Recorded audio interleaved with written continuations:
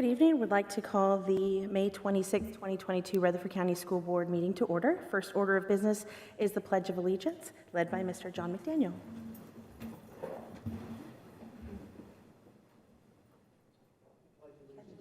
To the flag of the United States of America and to the republic for which it stands, one nation, under God, indivisible, with liberty and justice for all.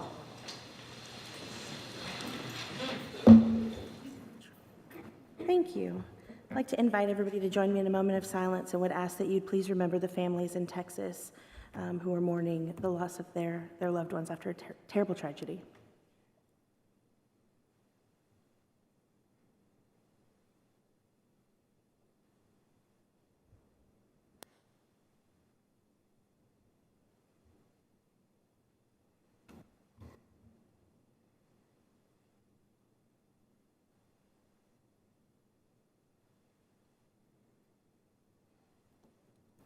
Thank you. Next item, approval of the agenda. Any questions, comments, or concerns, members of the board? If there are none, we'll entertain a motion. Move to approve. Thank you, Mr. Estes. Thank you, Ms. Maxwell. All in favor say aye. Aye. All opposed say nay. Any member wish to abstain? Next item, approval of the consent agenda. Any questions, members of the board, comments, or concerns? If there are none, we will entertain a motion. Move to approve. Thank you, Ms. Bratton. Second. Thank you, Mr. Estes. All in favor say aye. Aye. All opposed say nay. Any member wish to abstain? Next item, Mr. Spurlock. All right, we're going to move the spotlight up before recognition. We're spotlighting Elementary School, which has been named Rutherford County's first STEM designated school by the Tennessee STEM Innovation Network and the Tennessee Department of Ed.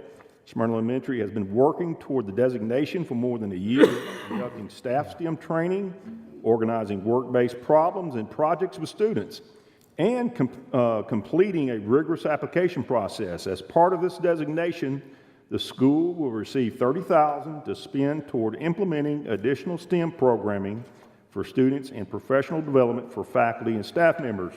Just on a personal level, I've never seen a group that worked as hard as this group did, and there's a lot of great things that is going on down there at Smyrna Elementary, so I'd like for someone to come up and speak on behalf of Smyrna Elementary.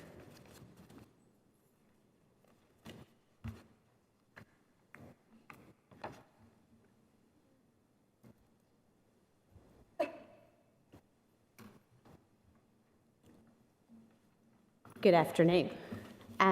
So we are excited. We did bring several of our STEM leadership team members to be recognized tonight also.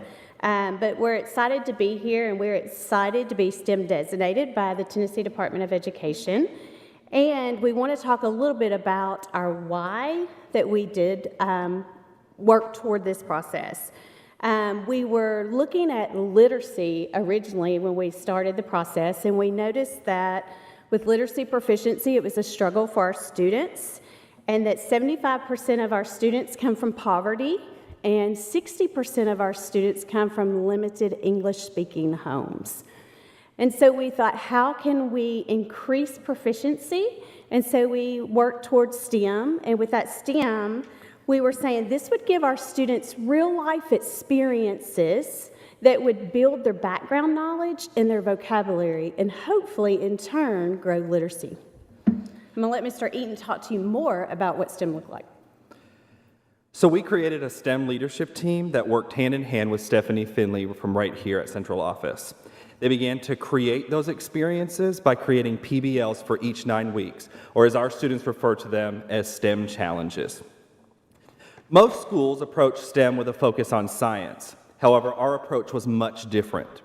We approached it since the county had just adopted our EL curriculum. We started there, and we built our entire STEM focus around our EL curriculum, which lent itself to 4 different modules for each grade level.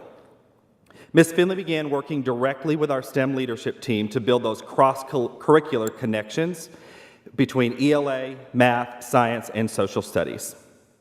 Our team began exploring different careers that the EL curriculum exposed our students to. Those aren't careers like doctor, lawyer, police that students are typically exposed to, but rather they were things like paleontologists, arborists, meteorologists, even travel agents. And through our community partnerships, many of those in those careers were able to come in and work with our students. Turner Construction came in and built bat boxes with our second graders.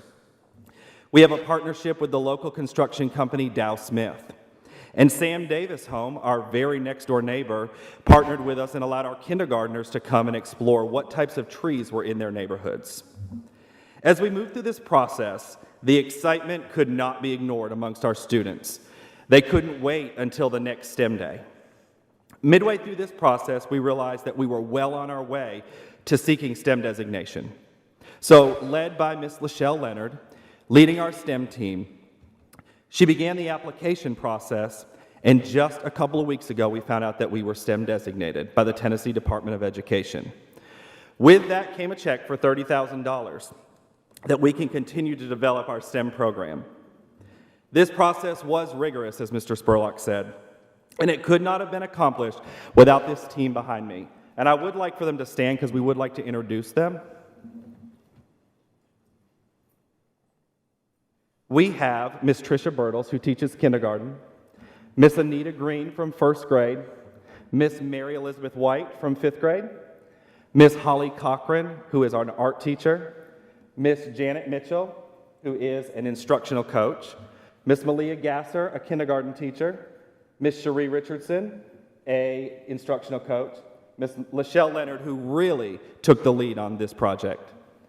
We have Miss Melanie Denton, a fourth grade teacher, Miss Marla Rose, a second grade teacher, Miss Samantha Foster, a second grade teacher, Miss Ola Jackson, a fourth grade teacher, and Miss Shauna Sweeney, an instructional coach. With their dedication to our students and our SES community, we are excited to see our students develop a passion for learning.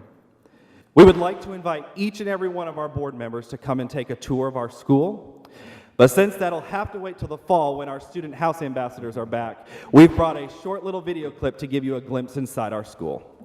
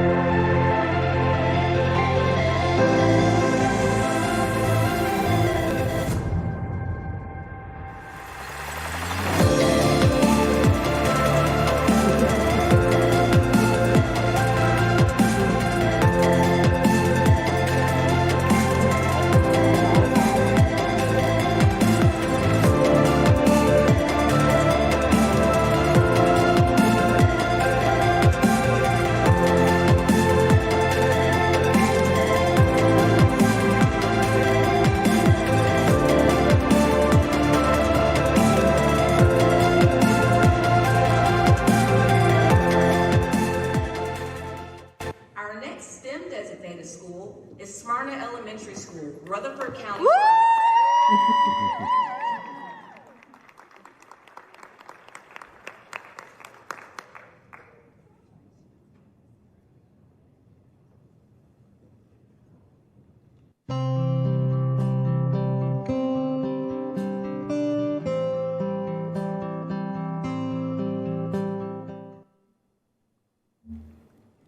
Thank you.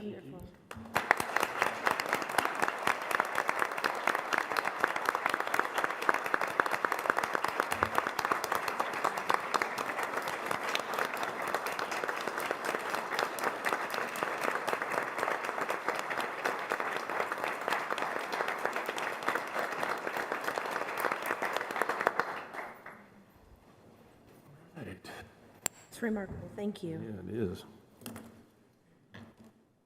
Wow. It's hard to follow that. It Nice is. item, Mr. Spurlock. And we're going to try. Yeah. All right, next is recognition. Paula Lasser will give a presentation about the role of speech and language pathologists in the Rutherford County school system.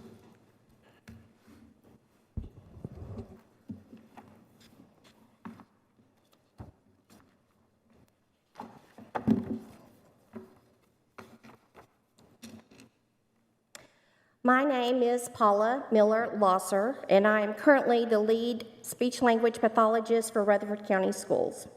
I will be retiring this June after 25 years of service, and Miss Angela Schaffner will be taking over the reins of the lead speech-language pathologist position. Before I leave this chapter in life, I wish to celebrate and honor our amazing speech-language pathologist and our department. Our department consists of 38 speech-language pathologists who work to prevent, assess, diagnose, and treat speech, language, social and cognitive communication, and swallowing disorders with students ranging in ages from 3 to 22 years of age. Out of our 38 SLPs, we have 2 preschool diagnostic speech-language pathologists, 1 assistive technology speech-language pathologist, and the lead position. We have multiple elementary schools that require 2 to 3 speech-language pathologists due to the school's workload and caseload of those schools. We provide therapy services to an average of 2,100 Rutherford County students a year, perform an average of over 750 diagnostic assessments, 1,400 speech and hearing screenings, and attend over 2,600 IEP and reevaluation meetings. 37 of our speech-language pathologists hold the American Speech-Language Pathology Clinical Certificate of Competence, which consists of a master's degree in speech-language pathology that includes 400 clinical hours of experience, completion of the clinical fellowship year requiring 1,260 hours of mentored clinical experience, the passing of our specialized praxis exam, and the application and approval process of our national recognized American Speech Hearing Association, also known as ASHA. Our profession takes a minimum of 7 years to complete before achieving our national recognized ASHA certification. With this certification, speech-language pathologists can be employed within a variety of professional settings, including medical, educational, private, and university research. Every year, many of our speech-language pathologists supervise and mentor undergraduate, graduate, and clinical fellowship interns and practicum students. We continue to partnership with MTSU and their Communications Disorder Department to support and enhance the future career of these undergraduate students. The group of women that are before you today chose the educational arena for employment, specifically Rutherford County, and they are the reason our speech-language pathology department is so successful. We are not teachers, but related service specialists who collaborates and works together to professionally support and facilitate our Rutherford County students, parents, teachers, staffs, and each other. I am so very blessed and proud to introduce you to our Rutherford County speech-language pathologist.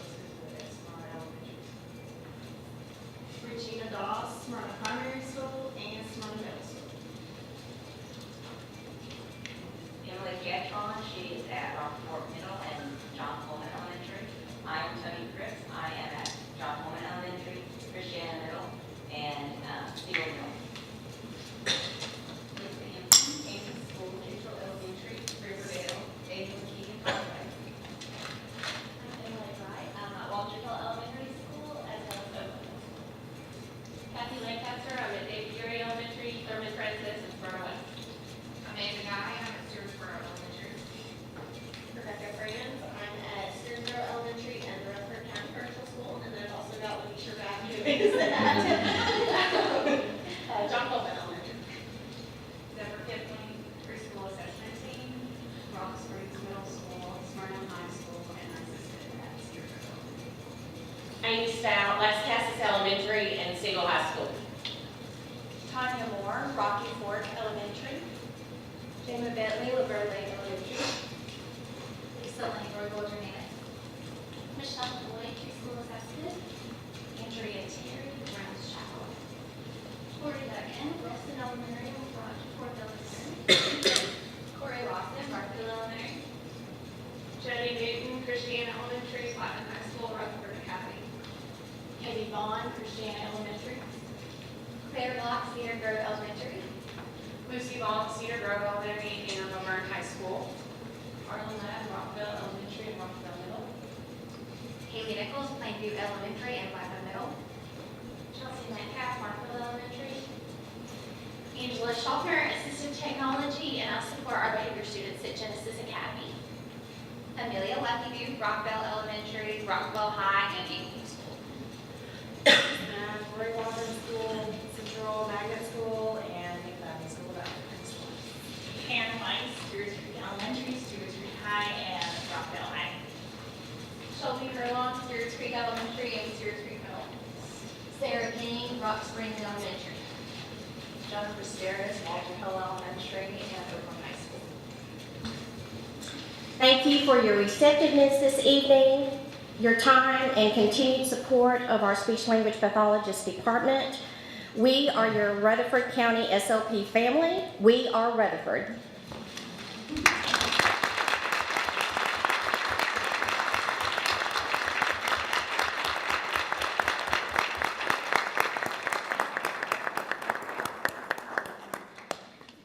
Thank you, ladies. Thank you very much. Appreciate you.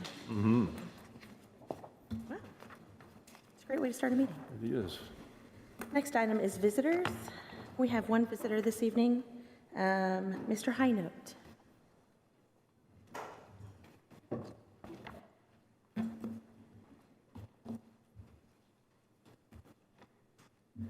Hello, Welcome. Tim Hinote with Rutherford Students First.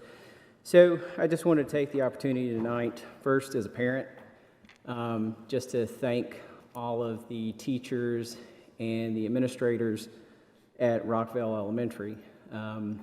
Honestly, it's coming out of the previous year, going into this year, had children that weren't excited really about going to school, but as the years progressed, and if things have really returned to a normal, the kids have had a real excitement to be back in school, and I contribute that directly to their efforts. I do want to thank Director Spurlock for your time and service that you've done to this county, to the county schools, and also congratulate Dr. Sullivan on his selection. We look forward to seeing where you move what the trajectory you take the school system. Congratulations, good luck. Also want to thank the board for their efforts this year to improve dialogue between parents. Specifically, I want to highlight the roundtable discussions, of which we've had two, hoping that we can continue those, unlike this setting here. And I think we all agree it gives that opportunity for the parents to talk with you and not talk. And I know personally from discussions I've had with individuals that have attended both, I didn't get to attend both, the dialogue definitely improved with the second one, and we can keep moving that in a positive manner with third, fourth, fifth as we continue that. So thank y'all. Thank you. Thank you. All right, next item, Mr. Spurlock. All right, charter application update. Dr. Chastain. This will be quick. Just wanted to give you an update on where we are with the amended applications. So we do have materials for both of our applicants. So we're moving forward with that process with both Springs and Classical. We have 60 days from receipt of those materials, and due to some difference in when we receive those materials, I would like to go with the earlier date if possible as our kind of mark for the 60 days. That would put us at July 18th as the deadline. Looking at the calendar, that the meeting before that that's already scheduled is July 7th. So I will leave it up to the decision makers in terms of if we want to look at that date as when to give that final recommendation, or if you wanted to do something between the 7th and the 18th as a special called meeting. So we will obviously work on whatever timeline you would like us to, but we're very excited to start this next part of the process. And if there's anything that you need from the review team or either of the applicants between now and then, just let me know. Thank you. Thank Any you very much. questions, members of the board? All right, appreciate you. Thank you. Next. All right, number 10 is the Cedar Grove Residential Treatment Center job description found on tab 2. Cedar Grove Residential Treatment is planning to use fiscal year 23 Title 1D funds for the 2022-2023 school year for a transition specialist position at their delinquent facility. The Rutherford County Schools Federal Programs Department will work with them to ensure the role is utilized appropriately with the federal funds. The job description is attached. This is funding that they get from us for the children of Rutherford County that are over there. So this is for information only, no action needed by the... No action at all. Thank you. Any questions, members of the board? Okay, next item, Mr. Spurlock. All right, naming of facilities, tab 3. Number 1, naming of the central office boardroom. Rutherford County Board of Education would like to honor former executive assistant to the Director of Schools and School Board, Ms. Joyce Michaels, by naming the boardroom the Joyce Michaels Boardroom. Mrs. Michaels began her career with Rutherford County Schools in 1986 and has served 9 directors of schools and countless school board members in her time as executive assistant. She has been an institution and a true treasure of our school system. Motion to approve naming the boardroom, Rutherford County Schools, after former executive assistant Joyce Michaels as the Joyce Michaels Boardroom as presented. Thank you. Any questions, comments, members of the board? Just a comment. Yes, Mr. Young. Very deserving. Yes. Would agree? Absolutely. Ms. Joyce has definitely set the standard at this central office, and I think she'll be honored by this. So I would like to make the motion. Thank you, Mr. Young. Is that Ms. Sharp? Yes. Thank you, Ms. Sharp. All in favor say aye. Aye. All opposed say nay. Any member wish to abstain? Next item, Mr. Spurlock. Naming of the Rockville Middle School Auditorium. Rockville Middle School would like to dedicate the auditorium in honor of Mr. Fred Barlow. Rockville Middle School opened in 2007 under his leadership, and under his direction, Rockville Middle has proven to be a consistent, high-achieving Level 5 school. Mr. Barlow has created a culture that is welcoming and positive. In honor of his upcoming retirement, Rockville Middle would like to dedicate this auditorium as the Fred Barlow Auditorium. Motion to approve the naming of Rockville Middle Auditorium after Mr. Fred Barlow, the Fred Barlow Auditorium as presented. Thank you. Questions, comments, concerns, members of the board? I think this is a wonderful way to recognize Mr. Barlow. If there are no questions, we'll entertain a motion. I'd like to make this motion, please. Thank you, Ms. Brett. Move that we name this after Mr. Fred Barlow. Thank you. We have a motion. Second. Thank you, Ms. Sharp. All in favor say aye. Aye. All opposed say nay. Any member wish to abstain? Next item, Mr. Spurlock. All right, this is human resource job description found on tab 4. Under the direction and supervision of the Assistant Superintendent of Human Resources and Student Services, there will be 3 resource benefits specialist positions and will perform a variety of tasks associated with the coordination of employee benefits. Additionally, the Senior Benefits Specialist job description has been updated for the approval. Board approval is requested for these 3 positions to begin on July 1 of 2022, along with approval of the updated Senior Benefits Specialist job description. Motion to approve the 3 Human Resource Benefits Specialist positions due to movement from the county self-funded insurance health plan to the group health plans offered by the state of Tennessee for medical coverage. Funding for these 3 positions is to be through GPS Fund fiscal year 2022-2023 and approve the updated Senior Benefits Specialist job description as presented. Thank you. Questions, comments, concerns, members of the board? I'd like to ask Dr. Anthony, did you get that worked out the way you needed to about working at home, Dr. Anthony? Yes, I added the language on both of those to say this position will comply with all RCS policies and teleworking may be available. Okay, so, and then you want us to work that out through the policy committee from, okay, just wanted to make sure you got that the way you needed it. Thank you. Okay. Okay, thank you. Any other questions, comments? If there are none, we'll entertain a motion. I move. Thank you, Ms. Maxwell. A second. Thank you, Mr. Holden. All in favor say aye. Aye. All opposed, say nay. Any member wish to abstain? Next item, Mr. All right, Professional Development Software Management System Renewal, found on tab 5, Rutherford County School District. In compliance with state guidelines for in-service, requires our teachers to earn a minimum of 6 hours of professional development per year. Performance Matters, which is a Power School product, provides data management system to track and record and house professional development course offerings. All Rutherford County school teachers will have access to their professional development transcripts for their license renewal and advancement. Performance Matters will provide ongoing support and maintenance service for the site. The contract is for $48,491.63, and it covers a one-year term. This item is in the budget for 22-23 school year. Motion to approve this $48,491.63 for hosting service software product for Performance Matters for Professional Learning Management System for July 18 of 2022 to July 17th of 2023 as presented.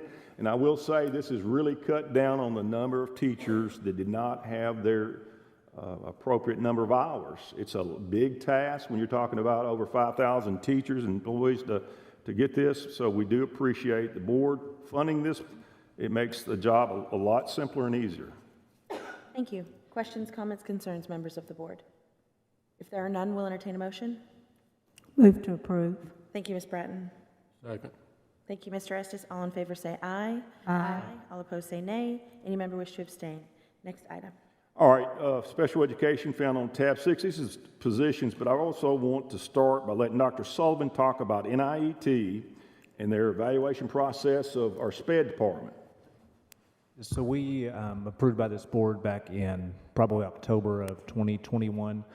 Knew that one of the areas we need to address and need to continue to address is just the services for our students with disabilities. We looked at NIET to provide some of that just internal needs assessment. We had multiple classroom visits, site visits, school visits, interviews, everything pretty much you can imagine. And one of the big suggestions was looking at just the structure of our department. We have one special education coordinator, and that was the only supervisory position for the entire county for over 6,000 students with disabilities to oversee all of those different departments from SLP to behavior, elementary, middle, high, everything.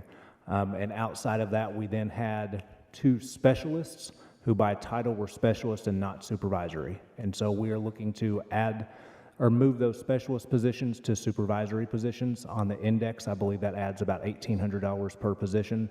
And then we are moving we will bring to you at the next board meeting, we're removing the partnership with the Workforce Essentials for adult ed so that we would get a 3rd school supervising position for special education. That would allow us to move 1 person over elementary, middle, 1 person over high, and then 1 person over all our ancillary services, so that you would have a special education director and then 3 supervisors to be able to streamline communication, streamline issues, and help us with communication in all areas.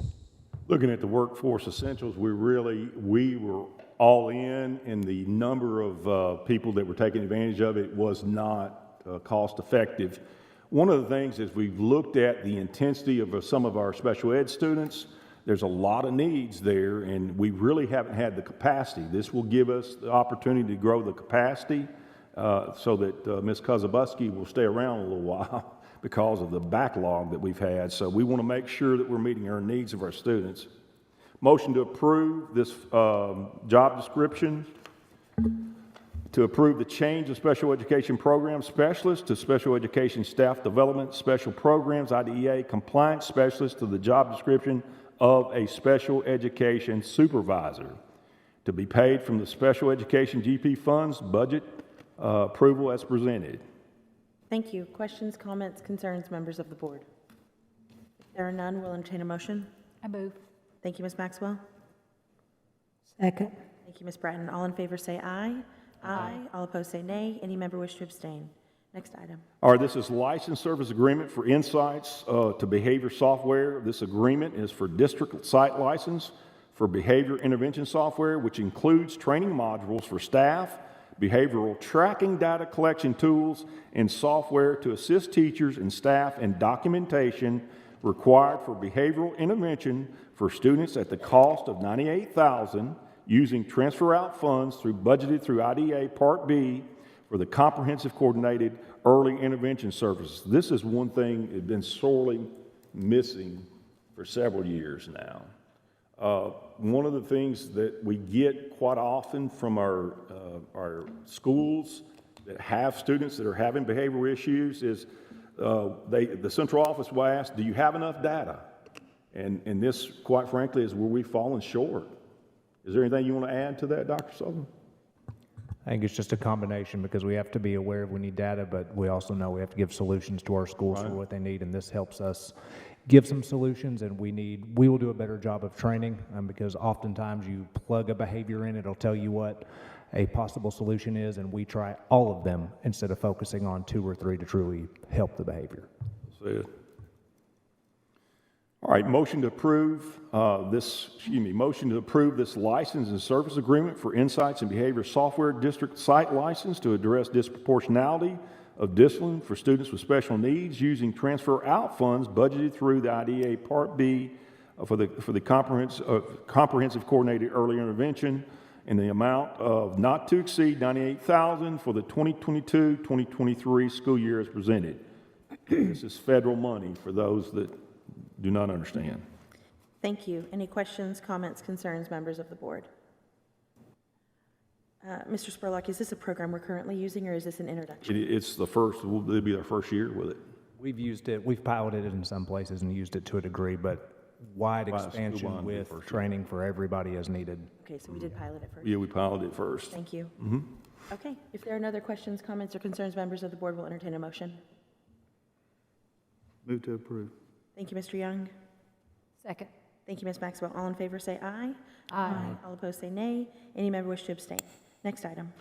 First of all, let me say, if anyone hasn't visited, a board member hasn't visited the Wesley Foundation over at MTSU, across from MTSU, you need to, because there's a lot of great things going on over there.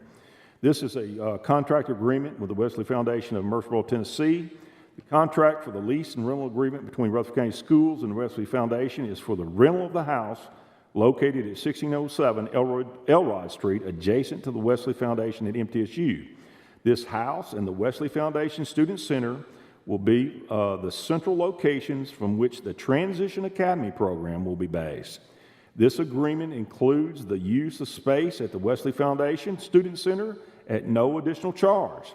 The monthly rental cost of this house is $1,500 per month from August 1 of 2022 through July 31st of 2023.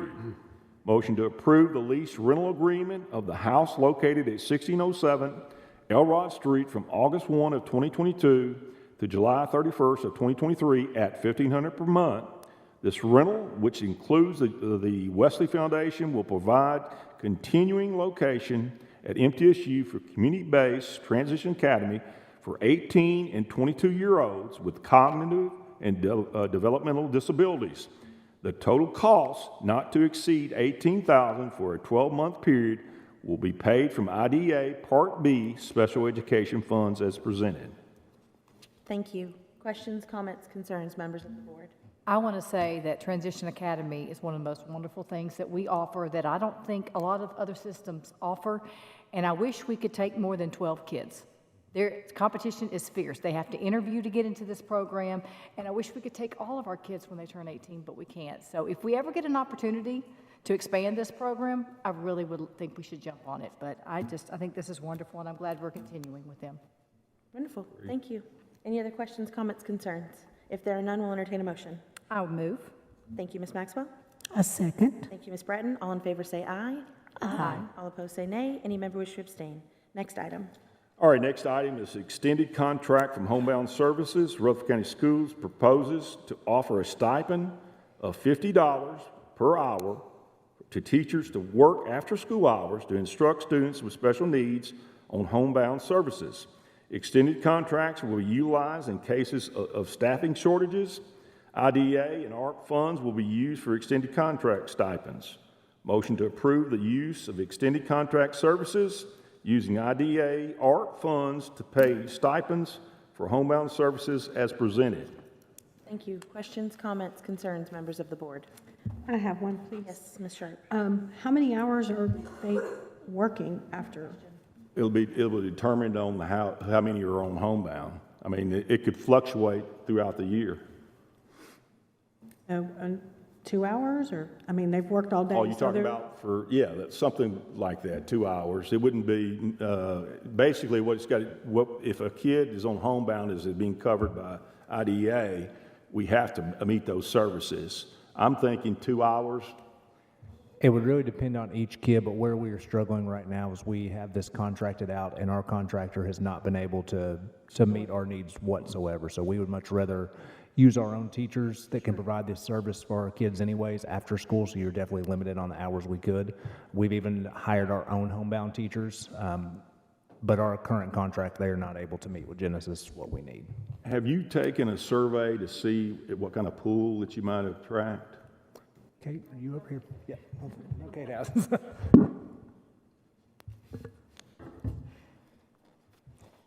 So yes, we have, through our liaisons, talked to several homebound or special education teachers that are interested in providing some homebound hours.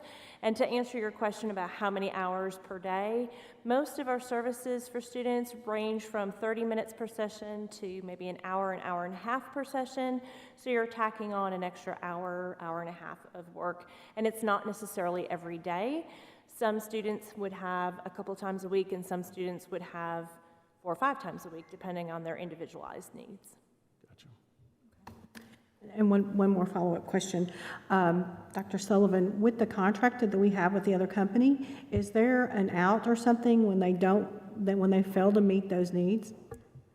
There is, but they're also one of our only vendors. When we do our RFP, usually they are our only vendor, and we are not held in any financial obligation if they're not serving the student. So we aren't out any financial, but more importantly, we're not providing the service for our students. Right. And so that's what we're trying to do here.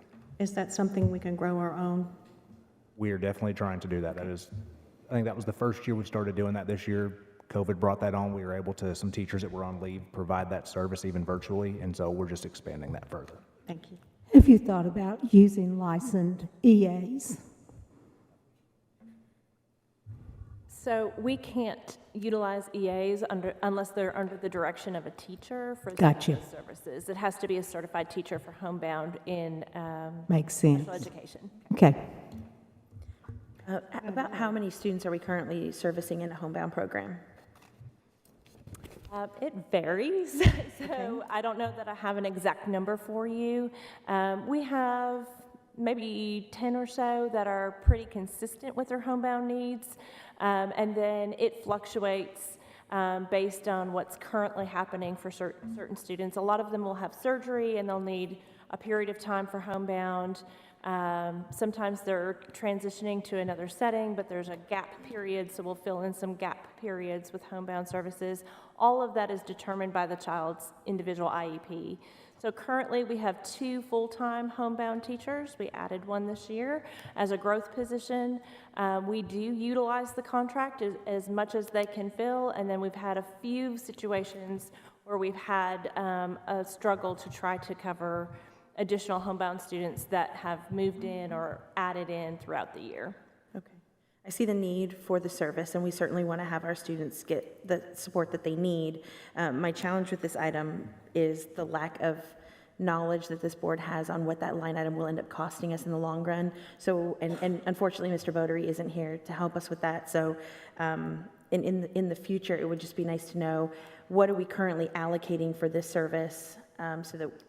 So the price for this is comparable to what we would pay the contract. So it's an even wash. So you would either pay that amount to the contract, or you would pay that amount to our teacher. So it's either apples way, for we apples. have to cover those services legally, so we would have to provide. Okay. So this is really no new money, it's just redirected money. Correct. And this is one that Kate and I talked a lot about. Just personally, I got to see the weakness of this last year and what we dealt with personally. So it was one that we were able to talk about and just see that this was a weakness in our county to try to address. Appreciate that. This is coming out of IDEA ARP funds, is that correct? So that's federal money. Well, it depends, certain positions, like our teachers that we have, they're funded different ways, but this particular piece would be coming out of ARP funds. Thank you. Any other questions, comments, or concerns, members of the board? If there are none, we'll entertain a motion. I'll move. Thank you, Mr. Holden. Second. Thank you, Ms. Maxwell. All in favor say aye. Aye. All opposed say nay. Any member wish to abstain? Next item. Our next item is charges against tenured teacher for dismissal. Recommendation for termination of Helen Campbell as Director of Schools of Rutherford County Schools and pursuant to Tennessee Code annotated 49-5, 511, and 512. I'm recommending the termination of Helen Campbell, a tenured teacher in Rutherford County School System. The grounds for this recommendation fall under unprofessional conduct, conduct unbecoming to a member of the teaching profession, insubordination, neglect of duty. Ms. Campbell, prior to her suspension, was a principal at Walter Hill Elementary. All references to you are referring to Ms. Campbell. The description of the charges under the heading of unprofessional conduct, conduct unbecoming as a member of the teaching profession, under Tennessee Code annotated 49-5-501 subsection 3, conduct unbecoming to the member of the teaching profession or unprofessional conduct may consist, but is not limited to, one of the more following: immorality, conviction of felony, or a crime involving moral turpitude, dishonesty, unreliability, continued willful or refusal to pay one's just and honest debts. D, disregard of the teacher's code of ethics in part 110 of this chapter, in such manner as to make one obnoxious as member of the profession. Insubordination under Tennessee Code annotated 49-5-501 subsection 7. Insubordination may consist of a refusal or continued failure to obey school laws of this state, to comply with rules and regulations of the board, or to carry out specific assignments made by the board, the director of schools, or the principal, each acting within own jurisdiction, when the rules, regulations, and assignments are reasonable and not discriminatory. Neglect of duty under Tennessee Code annotated 49-5-501 subsection 8. Neglect of duty means gross or repeated failure to perform duties and responsibilities that reasonably can be expected of one in such capacity, or continued unexcused or unnecessary absence from duty. Charge 1. On November 4th of 2019, after an elementary special education student allegedly failed to comply with your request, you and a teacher dragged the student by the ankles on his back through the hallways of Walter Hill, starting at the front office to the back of the school, which is approximately 500 feet, and isolated him in a classroom. The student sustained minor injuries during this accident. Additionally, the dragging of the student was captured on school security video. This conduct was contrary to federal and state law and the school district policies and procedures. Charge 2. You failed to report the restraint or isolation of the student pursuant to Rutherford County Board Education policies, procedures, and federal and state laws. Charge 3. You attempted to tamper and destroy government records by attempting and/or deleting security video footage of the incident from the school system's camera. Charge 4. On January 31st of 2022, you entered into a nolo contendere plea to neglect, a Class A misdemeanor, stemming from actions on November 4th of 2019. You were placed on probation for a term of 11 months and 29 days. Charge 5. On January 31st of 2022, you entered into a nolo contendere plea, attempted destruction of government records, a Class A misdemeanor stemming from your actions on November the 4th of 2019. You were placed on probation for the term of 11 months and 29 days consecutive to your probation term for the child neglect. Your actions meet the definition of unprofessional conduct, conduct unbecoming to a member of the teaching profession, insubordination, and neglect of duty as described above and found in Tennessee Code annotated 49-5-501. This letter constitutes written notice to you of all of the charges being made against you. In light of the foregoing facts and the statutory cause, I recommend Ms. Campbell's termination from the Rutherford County School System, respectfully submitted. Thank you. Mr. Spurlock, I do want to point out In charge one, you said accident, but it's incident. Incident, okay, excuse me. No, you're fine, just. Ms. Ridley? Yes, good evening, board members. I would like to show you tonight a video of Walter Hill Elementary School that was shot this morning. Just to kind of give you an idea, if you haven't been to the school recently, what this kind of looks like. So Mr. McDaniel, go ahead and play it. This is actually the front office, which looks different now than it used to back in November of 2019. But this is where the incident started. And then turned left down this hallway.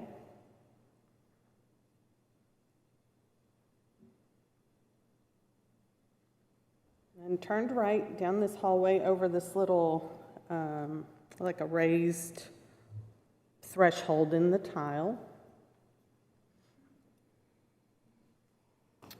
Continued all the way down, and what you're seeing here is a little ramp. It has these little raised bumps. It's kind of hard to see on video, but if you walk over it with your shoes, you can feel the little bumps.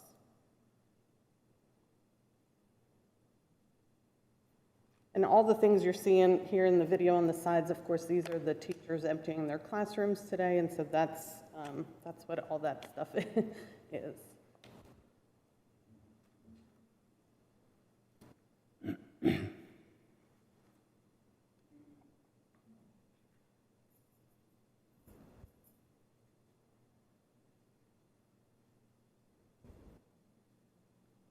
Continuing on through this hallway all the way down.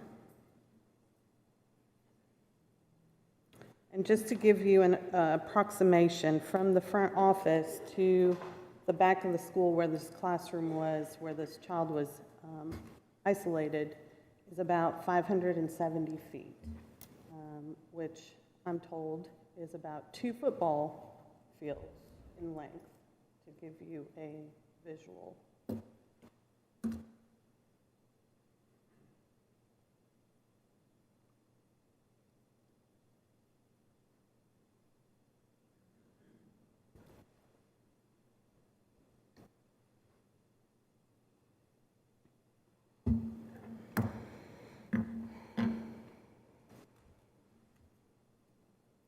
Again, the child continued to be dragged, turning right down the hallway to the very last classroom, the last door on your left.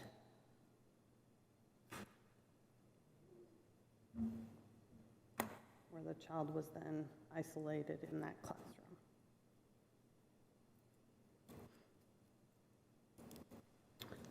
You will see now screenshots.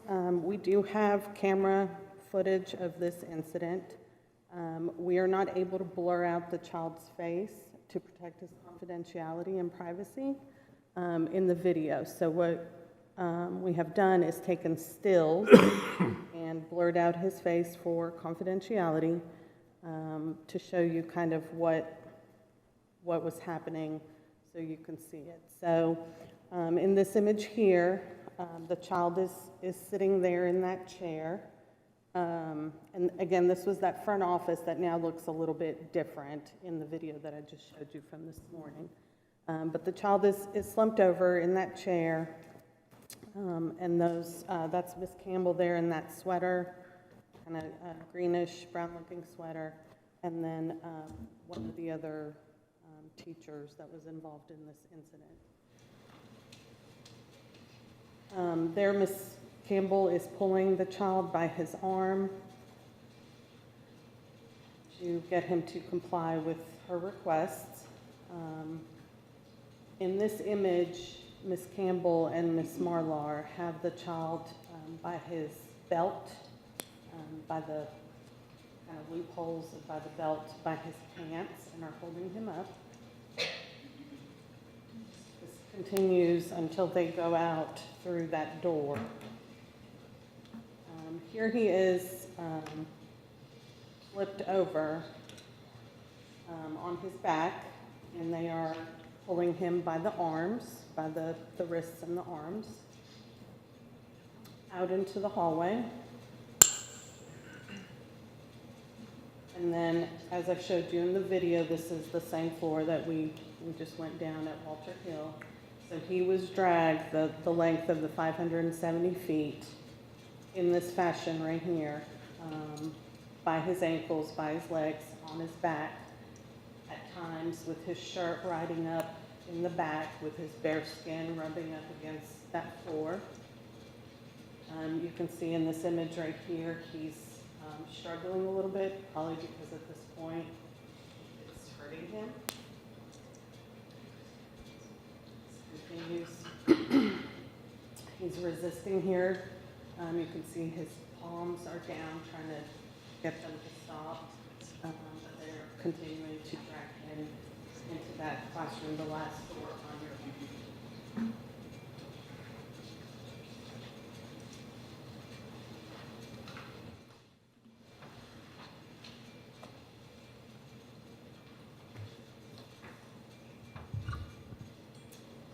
As you know, I'm Kate Koshabeski. I'm the coordinator of special education. I've been asked to give a brief statement about the incident and to provide clarity surrounding applicable laws and policies as they apply to special education. Rutherford County has a safe relocation of students policy. The policy states that a student may be relocated from one location to another location when such relocation is necessary for the student's safety or the safety of others. In the state of Tennessee, we also have an isolation and restraint law.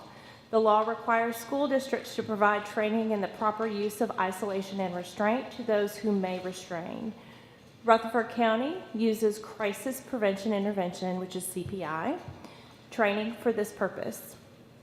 Rutherford County provides the training to school-selected CPI team members who are called to the location needed during behavioral incidents that may require restraint. The isolation and restraint law clearly states that isolation and restraint can only be used in an emergency situation. The child's behavior would need to pose an immediate threat to him or herself or to the safety of others nearby. If applicable, students are also protected by the IEP, which is the Individualized Education Plan, and if applicable, an FBA, which is a Functional Behavior Assessment, and a BIP, a Behavioral Intervention Plan. The individualized strategies listed in the IEP and the BIP must be followed as it is a part of IDEA, which, as you know, is federal law. Students may also have a safety plan, which outlines responses by staff in order to use strategies that are known to be effective to de-escalate a student. Restraint would only be used after these de-escalation strategies were not effective and only if the student escalated to the level of an emergency situation, meaning imminent danger to self or others. School personnel would call for the CPI trained team when de-escalation was needed, and the trained CPI staff would be the individuals to use the proper restraint techniques. The state of Tennessee requires all teachers and staff to report any suspected child abuse. As mandated reporters, we are required to notify the Department of Children's Services, or DCS, anytime there is suspected abuse. It is the job of DCS and/or law enforcement to investigate and then determine whether the actions constitute child abuse. I have seen the video from beginning to end. In the video, I did not see any behavior that constitutes an emergency situation. Dragging a student by the legs from the front of the building to the back of the school to the calming room, almost the length of 2 football fields, is not a CPI-trained technique and is not a proper restraint. It does not follow training provided through CPI, which includes that staff will let go if a student drops to the ground, and we will not restrain unless that student demonstrates imminent danger to self or others. The employees involved did not properly handle the situation by not following state restraint and isolation law, not using proper CPI-trained techniques, and by not following steps outlined in the safety plan or the behavior intervention plan. Thank you.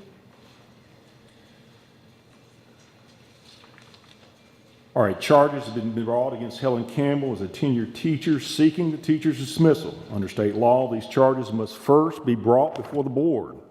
The board's duty when the charges are brought against a tenured teacher is to determine if the charges are proven to be true, is the alleged conduct of such nature to warrant a dismissal. If the board determines charges, if proven true, do warrant dismissal, the teacher will be given notice of the determination and the rights under state law to a hearing before an impartial hearing officer. After the determination by the hearing officer, either side dissatisfied with the hearing officer's ruling may appeal the decision to the Board of Education. Here are your choices. A, move to find the charges, if proven true, would warrant dismissal. B, motion to find the charges do not warrant dismissal. Motion to approve the board to initiate a motion in a line of one of the above options as presented. Thank you. Members of the board, do you have questions, comments, concerns? I've got comments. Yes, Ms. Sharp. I think it's unfortunate that we have used the court of public opinion and gone live with this against one of our phenomenal principals that we had. And it's disgusting that we're asked to vote on this when not one of us on this board has spoken with Ms. Campbell. We don't know the background of the student. We don't know what his issues were. I think it's disgusting, and I'm sure our teachers that deal with problems like this every day have a chill down their back today, and they're looking for more jobs. This is absolutely disgusting that this would be put on TV and Ms. Campbell not have an opportunity to present her side. Because not one of us has spoken with Ms. Campbell and has had the background. It's disgusting. Ms. Sharp, I would remind you that it is the job of the board to employ the director of schools exclusively and to hold him accountable. It is not our job to hire or fire or meddle in hiring. It is not, but you're asking us to vote on this, and we have not spoken with Campbell, and it would be unfortunate if we took a vote on this tonight and not one of us has spoken with her. There will be an opportunity for Ms. Campbell to bring an appeal as is written in the motion and the item before us. Then I'll make a motion to find the charges do not warrant dismissal. I'll second it. Ms. Hopkins, would you please take the roll? Yes. No. No. Yes. No. No. Motion fails. Are there any other questions or comments, members of the board? If there are none, we will entertain a motion. Madam Chair, I will make the motion that we accept option. Second. Thank you, Mr. Young. Would you please clarify your motion? That we accept option A, move to find the charges to be true, would warrant dismissal. Thank you. Mr. Estes, you second that motion? Ms. Hopkins, would you please take the roll? Yes. Yes. No. No. Yes. Yes. Item passes. Thank you, Ms. Hopkins. Next item, Mr. Spurlock. All right, financial matters found on tab 8, budget amendment for fiscal year 21-22, education capital project fund. This is a cleanup capital project amendment. It requests funds to be moved from the approved capital projects that have been completed or nearing completion to other already approved, except for one, capital projects that will need additional funding due to increased construction and material costs. The one new project is an emergency roof repair at Laverne Middle School that complied with Board of Education emergency purchasing policy. This cleanup amendment requests no additional revenue above the amount already provided in the current annual budget. How much was that amendment? What? It's a line item, there is no. Okay, got you. What we've done is turn my mic on, I'm sorry. What we've done, I've worked with Doug and his department. Basically, the projects that have come in under budget, we've shifted all of those available funds to cover the overages. So there's no additional funds No required. additional We're still funding, no inside the additional- original budget, yes. Got you. Stays within budgets, what you're saying. Yes, sir. Okay. All right, motion to approve the cleanup capital project amendment as presented in detail. Thank you. Questions, comments, concerns, members of the board? If there are none, we'll entertain a motion. So moved. Thank you, Mr. Estes. Second. Thank you, Ms. Maxwell. All in favor say aye. Aye. All opposed say nay. Any member wish to abstain? Next item.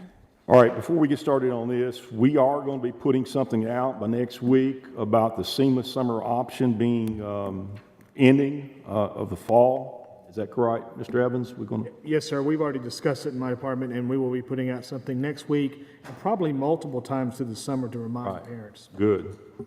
All right, school meal price increase for 2022-2023 with the USDA Seamless Summer Program scheduled to end prior to the beginning of the school year.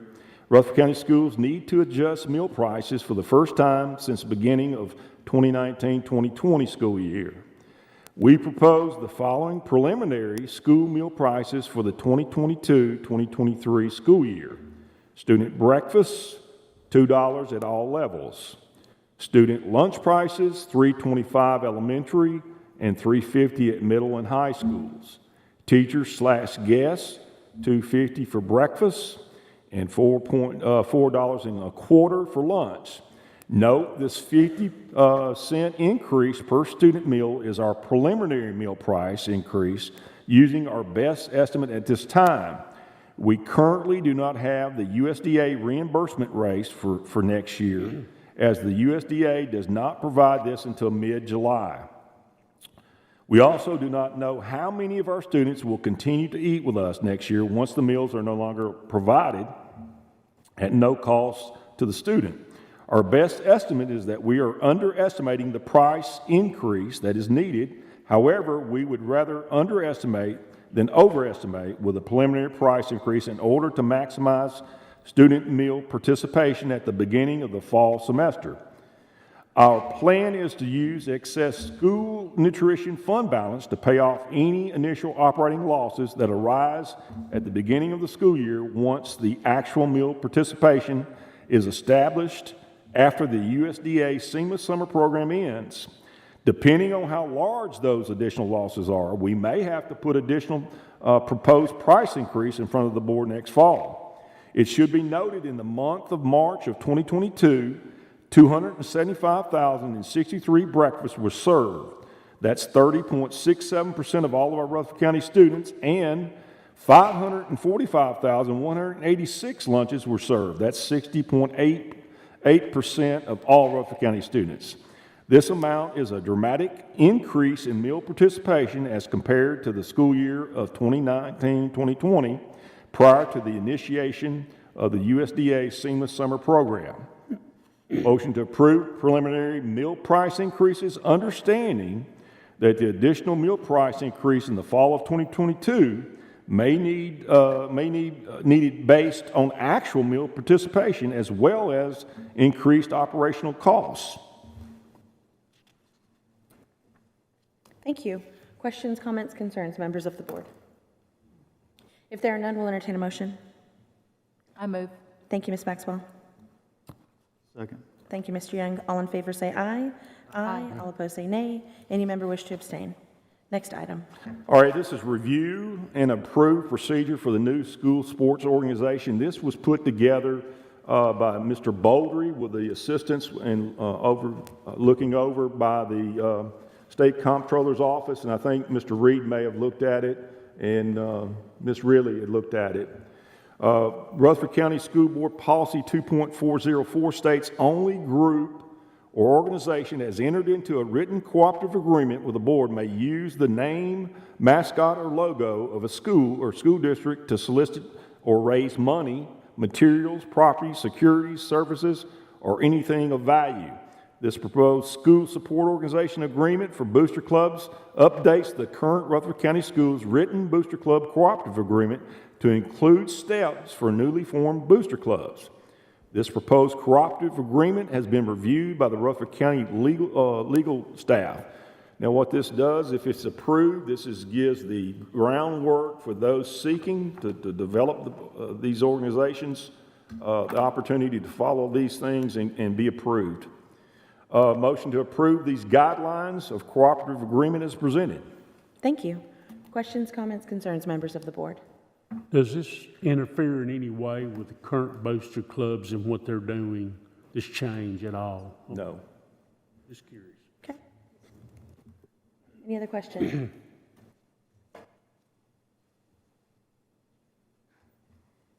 Okay, does this change the policy that we already have, or does this add to it, Mr. This is Scarlett? guidelines. We got a policy that Right. does not give us guidelines. Okay, and this provides helps to Right. further It aligns explain with our that. policy, but it gives more direct information of how to form these. Okay, that's what I needed to know. So essentially like an That's administrative right, procedures. like an administrative procedure, Right. correct. Okay, And that's there's a what I lot of needed to those that know. we need to correct.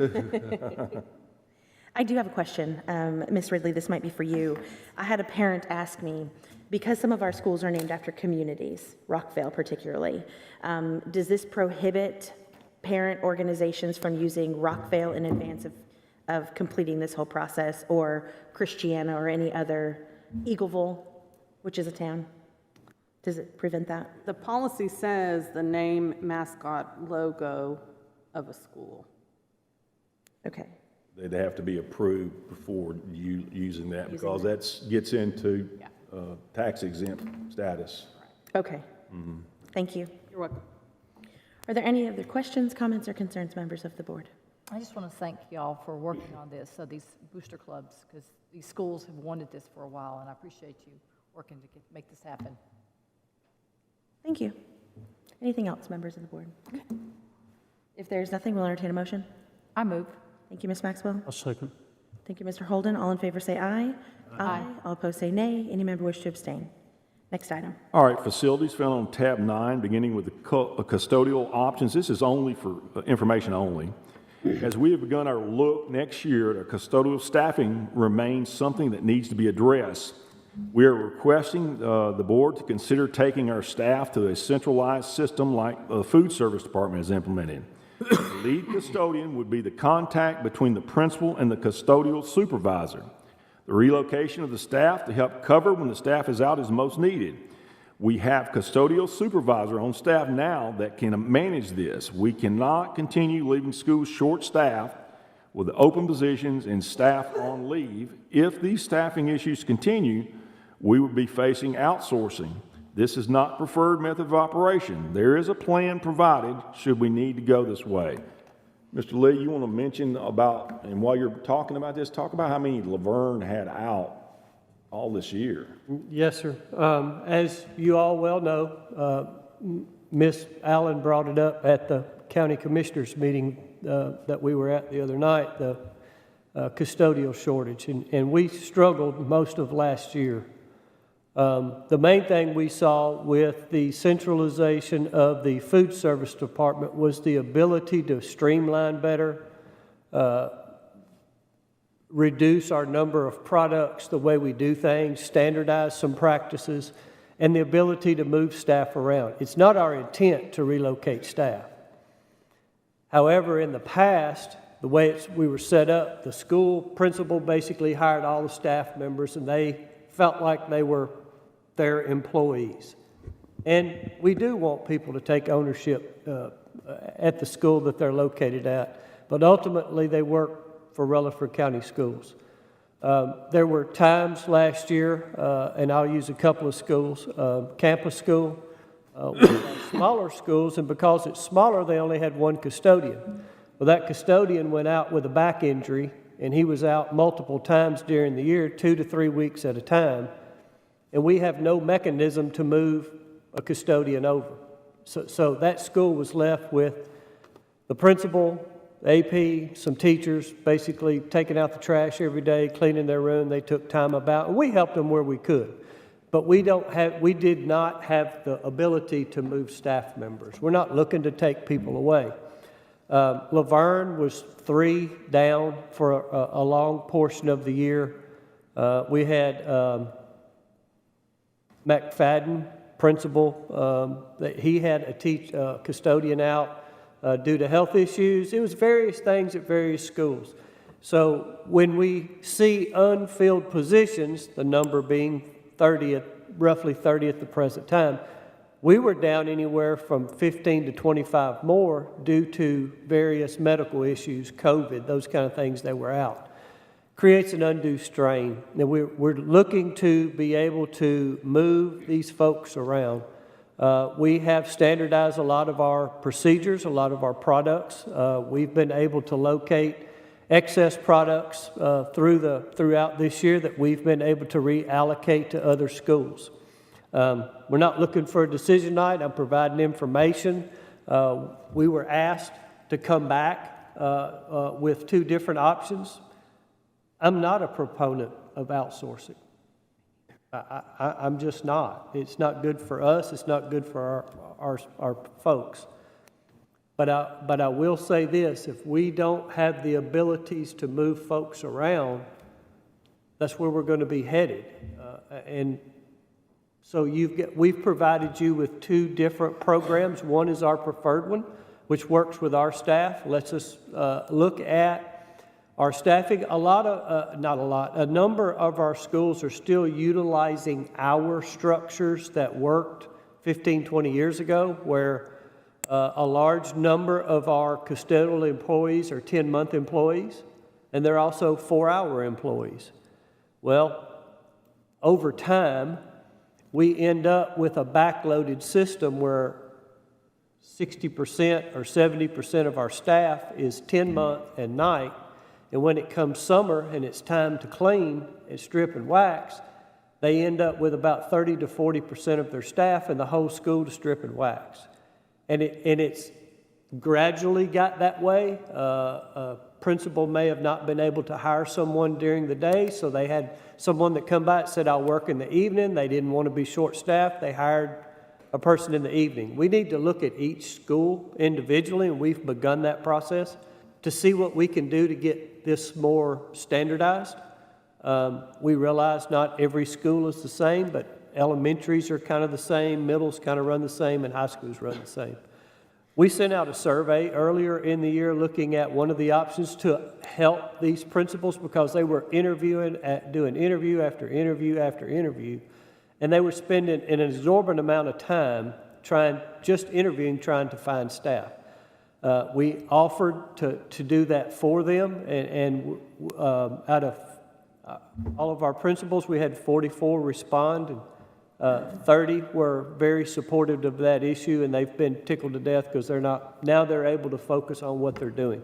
So we're not looking to do anything tonight. We wanted to get those 2 things in front of you and give you a little bit of background. And if you have questions over the next couple of weeks as we go through the summer, be sure and reach out because we would like to begin to do some of this after our summer break. We're not recommending doing anything right now. Mr. Beaudry and I worked with a number of the schools. We've been able to provide 31 summer custodians to help fill in at the schools where they're short. These are current employees that have worked for the schools in the past, teachers, EAs, ball coaches, those kind of things that are going to help fill in and strip. And then Mr. Beaudry talked about it a little bit in our budget the other night. We have a number of schools that even with that, they still can't do it because even with temporary staff, they don't have enough manpower because the majority of their folks are off for the summer. So we were able to fund that.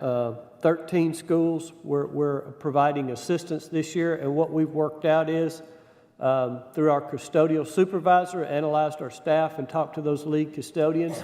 The outside company's coming in just to strip. They're going to go through and strip the whole building, and then our staff is going to wax. Most of our custodians felt that if they could get assistance with stripping, that they could handle the wax, and that's the way we went. So that's kind of where we sit custodial-wise, and wanted to bring that back to you because you had asked.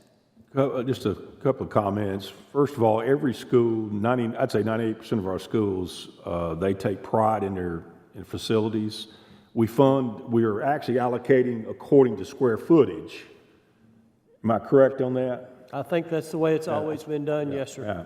The problem with that is sometimes you've got 2,200 in 280 square feet, and sometimes you have 1,600 or 1,700.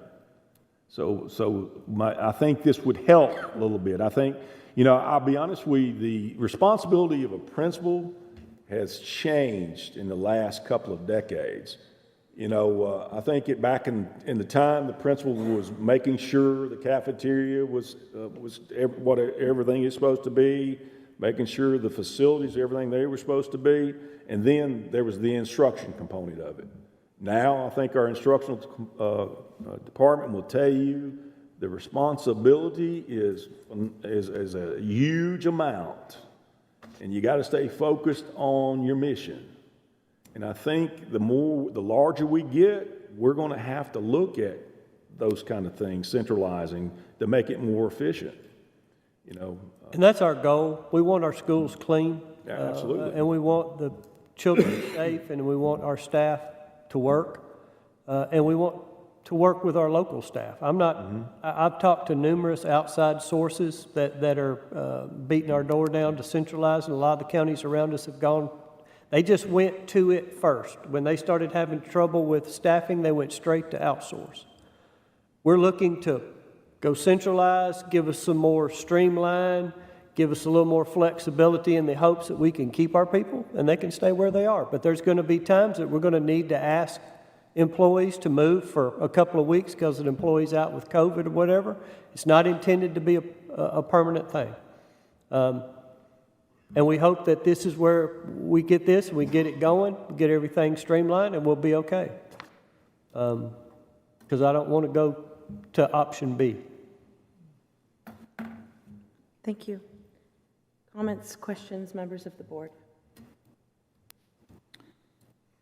I do have a question. Yes. These are some of our lower paying jobs. Yes, sir. Custodian, cafeteria. We just gave our cafeteria people a $3 hour raise, I think, through the summer, try to help fill those positions. Is this something we need to be looking at to help? I think we need to be, I'm fixing to step off in it. Well, one of the things with our food service, they're not 12-month employees. That was the reason why we were giving. We were having trouble getting them to come back. They didn't want to come back. I will say this about custodial employees, and Doug Dr. Anthony can sit right here beside me and tell you, we're comparable, even a little bit ahead with the counties around us. I'm afraid there's certain positions in our school system, and custodians may be one of the top ones, that we're going to have to ignore what the going rate for the counties around us is, and we may have to look at $2 to $3 an hour. It's very hard to get a person to come in and work for $13 an hour. They can go to Chick-fil-A. Right. I'm sorry, county commissioners, but they can go to Chick-fil-A. Can I jump in there real quick? Sure. Where are they? Because Chick-fil-A. Well, they got help wanted ads right too. So that's our biggest problem right now, is everybody in town's got a want ad. So I don't know that if we offered them $20 an hour, if we would fill these other positions. It may make our current employees happy, but I don't know that it's going to fill those vacant positions for us. I don't know what the answer is, but I ran into a gentleman, and I didn't catch his name, and I don't think he gave it to me. But he was frustrated, and pay was an issue with him. Now, I don't know what we're going to do. We can't find him, and none of the other stores can either. But it was an issue, and he brought up the cafeteria. Now, granted, could be apples to oranges here, but the pay is an issue. And I'm going to be honest about this. Look at the inflation. Mm-hmm. I mean, and that's just devaluing, the amount. That's even with the teachers. I mean, that's something we can't fix currently. No. But I agree with you, adding some more on there to attract them. I think it would be a help. I'm not saying, we just throw caution to the wind or throw money out there, but we've got to look at something. And We had, last count I had, Mike, you correct me if I'm wrong, we had 35 vacancies. We did over 170 interviews. We were able to fill 20 positions out of those 165, but in the time frame that we filled those 20, we had 30 more leave. So we actually went backwards 10. And if you think about a principal doing 15 to 20, Dr. Anthony's probably got better numbers than I do, but they do a lot for one position, and principals just gave up. They said, well, I'll just clean the bathrooms myself. I cannot continue. I got too much going on. I can't do these interviews. So when we offered to do interviews for them, they were just like, here, come get it. Love for you to have it. So we are looking at options. We're looking at other things. And I'm going to come back with some more ideas. But I did want you to see that, what our thought process is on keeping our staff and going centralized as a way to help. And it may be that we try a couple dollars an hour, and we'll have to get with Doug on that, but that's on the table. I think it definitely needs to be part of the equation. Yeah, absolutely. Too, you've got some of these folks doing some light maintenance work as well, doing light bulbs. In some schools, yes. They change light bulbs. They change filters. We're in the process of, we've been gradually creating an HVAC crew to take the filters back. That was something that the maintenance crew used to do back in the day when we were... if we can look at moving more to them, if they're capable. You mean moving more back to maintenance? No. Moving more to the janitorial group or the custodians, then that would save you money versus a maintenance guy doing it. Now, I don't know how many tasks you've got. Well, it might help us in maintenance, but I'm going to need more staff on the custodial side, because I can tell you right now, what they've got on their plate is about all they can take, especially with the things that we've gone through the last couple of years and the additional things that we've had to do, cleaning wise and keeping our schools, because we've done a phenomenal job. They have. The staff members have done a phenomenal job of keeping COVID out of our schools. Now, the children bring it in. It's not generated from our schools. We've been able to show that we've kept our schools clean, and COVID was not a mushroom cloud that started at school. You hear about all these folks going to a wedding, and there's 20 people that left the wedding that went back home, and now they all got COVID. We haven't had that in our schools, and I'm knocking on wood that we've been able to do that. I don't think we want to add more to the custodians. I'm looking for ways to try and maybe take some things away and help them out. So, question. The 4-hour employees, do they come after school? Yes, ma'am. Do they come in the afternoons? Okay. Do they typically work another job in the morning? Yes, ma'am. So can we do a win-win situation, have culinary arts feed them? That's something we could look at if the students would stay or cook in the afternoon. There's things like that. And if you'll look at the proposal, it's a start. Froylan threw some things in there on the second page, and he said incentives, and they're not major fast, but employee of the month registered, they get a day off with pay or half a day off with pay or something like that. School of the month, that custodial staff, maybe we could provide a lunch for them or whatever, something to incentivize and put pride. Because I'm going to be honest, the morale is down. And these kind of things, maybe it's their name goes in the hat and we do a $250 gift certificate at the end of each month. We threw a couple of ideas out there, so we are open for things. We're looking at things to be creative to provide some things for them. Are you willing to throw in that first $250? Sure, I would be. I know I got some principals that probably give me $5 each if it helped their cause, but yeah, I'd be willing to throw it in. Good for you. I appreciate it. I know our substitutes, if there's a trigger if they work 10 days or 20 days or something like that. So maybe we need to look at that. They get an extra stipend. I'm willing to look at anything. So this was to tell y'all we've been looking at it. We have been, and this is where we've gotten to. And if you've got some additional ideas, we'll be glad to look at them. Thank you. Yes, ma'am. Any other questions, comments, concerns, members of the board? If there are none, we'll move on. All right, the next is a traffic study for information only. Mr. Lee, if you can give us a condensed version of that. Okay? I do. What you have tonight, we have some major, and this is not news to most of you that get calls from parents. My phone is still ringing. Mr. Spurlock's still getting emails, and y'all are still getting calls.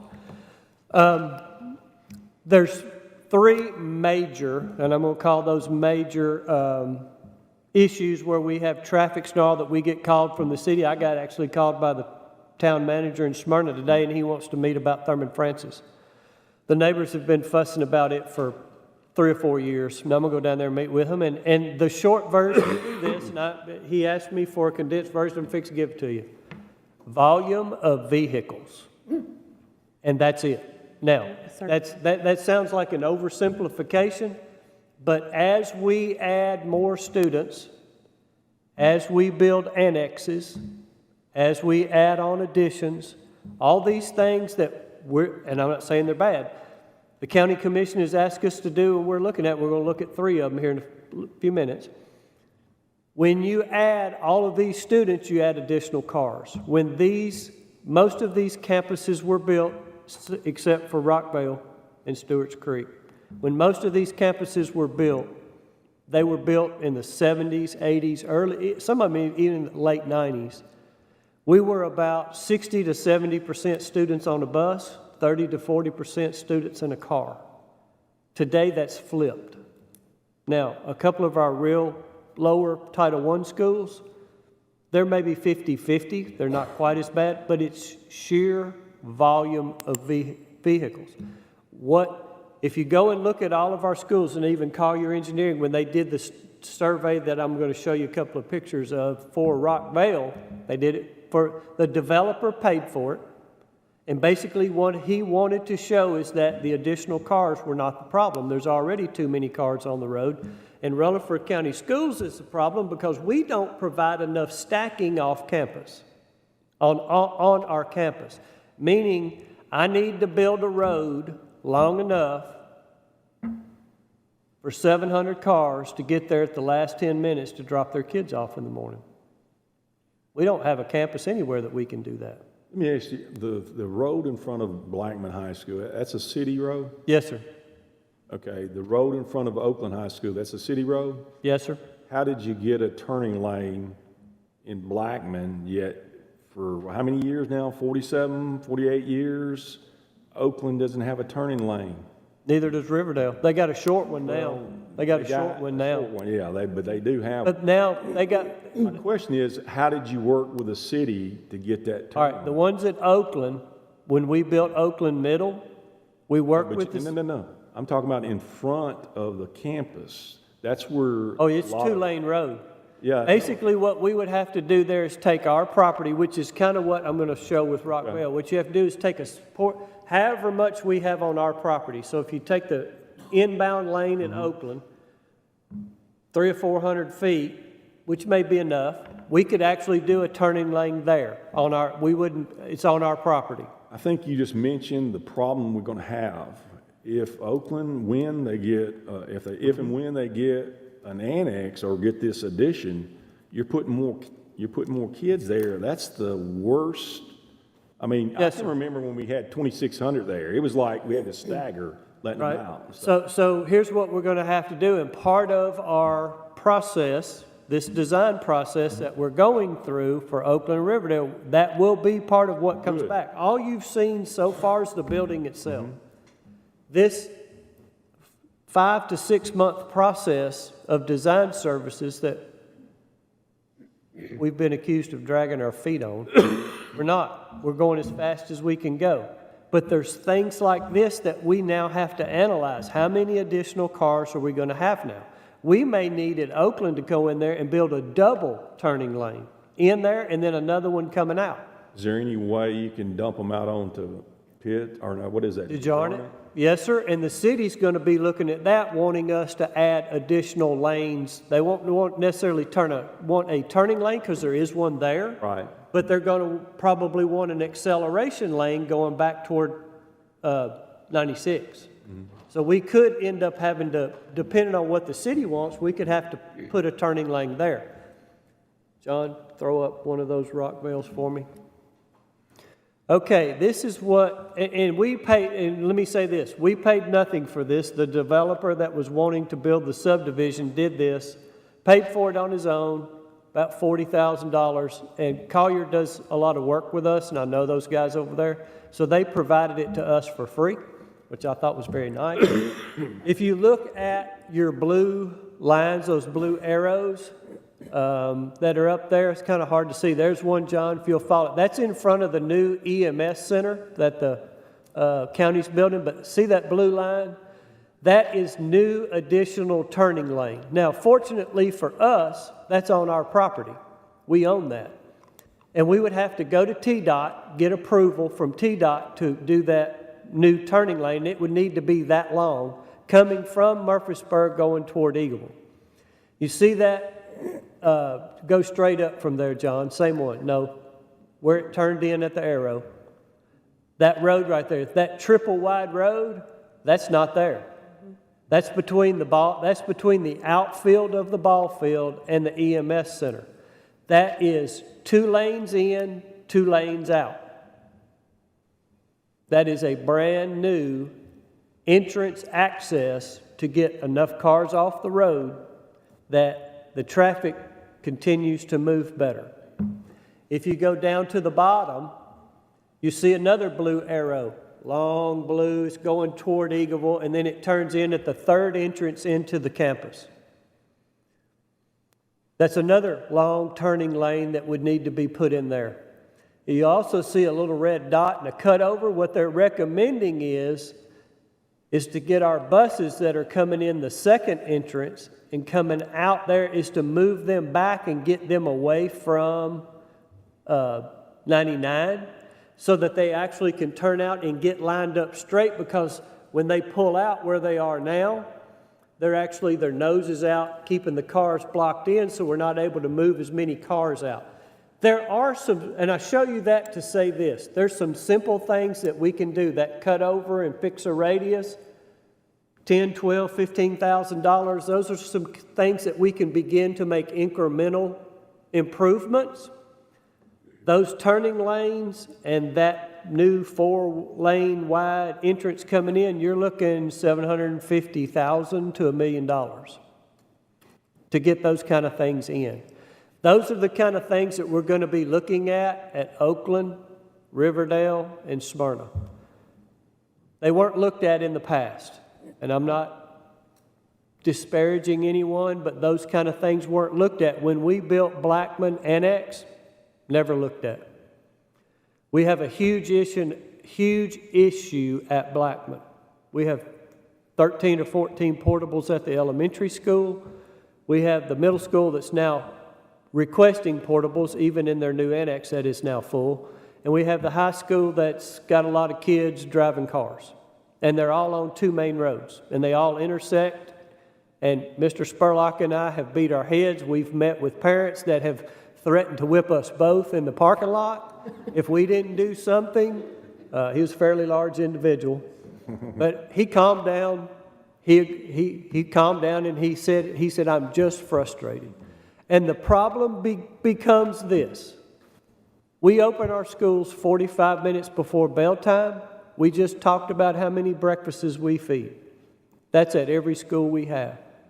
The problem is everybody wants to leave their house, drop their kids off 15 minutes before bell time, and they want to be to work on time, and they don't want to have to sit more than 5 minutes. I'm sorry. I don't care how much money you give me. We can't make that happen. And our schools do a fantastic job. You go to any school we've got, and believe you me, Mr. Spurlock has sent me on a counting car mission, and I've sat at a lot of schools and watched us unload students in the rain. I've watched them do dismissal in the afternoon. Collier Engineering put it in writing. Rockville Elementary, Middle, and High dismissed all of their cars from start to finish in less than 20 minutes. I don't care where you go. You can't run a valet service that efficient. And it's not just Rockville. It's all of our schools do it. They've got it down to a science. They had no recommendations for us on how to improve our staff. They have all of these that help do this. Now, there's a lot of these that, like I said, they're small, and I hate to use the term 25,000 as a small number, but in the grand scheme of things, they are. They're incremental helps, and we're going to implement a lot of these over the next 12 to 18 months at Rockville Elementary and Rockville Middle. There's a price tag for these schools.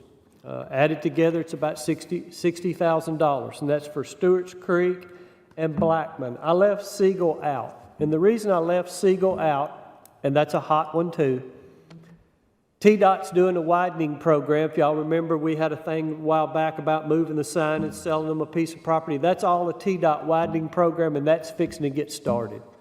This is TDOT's answer to our problems. So what I would like to do is set Siegel on the back burner, let TDOT get their program finished, and then let us revisit it at that time. Because I think we're going to need to revisit it at that time. So there's no reason to do it now because the road conditions now are not going to be the same as they are when TDOT gets finished. And you need to do live traffic studies to be able to truly determine what you need to do. So I say this, Blackman and Stewart's Creek are our two heavy hitters, $59,000. Think about it.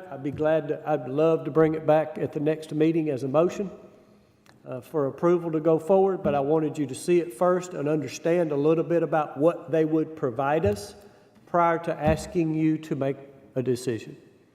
So that's item number 2. Then item number 3, not stealing anybody's thunder, the restroom urinals, which is what Mr. Young asked us about a couple of meetings back, that he had been brought to his attention. We went to all of our schools, $136,000, and that would address urinals at every school. Now, I don't think that's going to prevent a high school student from reaching underneath it or reaching over it, but at least there would be a visual deterrent between every urinal and all of our boys' restrooms in the county. There again, for your information, I was asked to look into it, how many we're talking about, how many schools. I've got a list. I can tell you each school, how many and where. You don't care about that. You want to know about urinals and what it's going to cost me. So if you all would like to see that on the next board meeting, I'll be glad to bring that back, let you guys vote on it. But there again, tonight, I'm bringing you some information. Thank you. Questions, comments? Lots of information there. Thank you, Mr. Lee. On the Collier guys, I know you have a relationship with those folks from way back, but do we have another company where we can just get that quoted just to see? If you'd like to do quotes, yes. I can put out an RFP. It'll take us about 6 weeks, but yes, I can put an RFP out. It's fine with me. I'd like to see the numbers. Okay, I'd be glad to. That's what I'm looking for. If you want an RFP, we'll put out an RFP. Thank you. Any other questions, comments? I appreciate your work on this. It's sort of an odd ask with this restroom urinal dividers, but I'd like to see that on the agenda for next time. Glad to. And at this price, I'm going to put it out for bid too. I just need authorization. I want to give you an order of magnitude. The firm that put this number together for us, reputable, they'll probably end up getting it, but there's others out there that bid it. I'll be glad to put it out for bid. I'd like to look at that. Thank you. Any other questions, members of the board? All right, next item. All right, number 4, Oakland CTE building emergency item. The board previously approved the construction of the CTE building at Oakland High School. In order to provide electricity to the building, the connection of electric utilities need board approval. Motion to approve connecting electrical service to the Oakland CTE building as presented. Thank you.